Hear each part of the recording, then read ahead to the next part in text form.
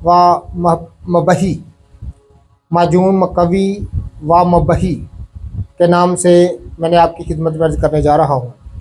नाज़िर-ए-किराम, मकवी कहते हैं ताकत को बढ़ाने वाली चीज़ को, और मबही कहते हैं नाज़िर-ए-किराम क़ुव्वत बा को बढ़ाने वाली चीज़ को मबही कहा जाता है। नुस्खा पहले मैं आपकी खिदमत में अर्ज़ कर दूँ।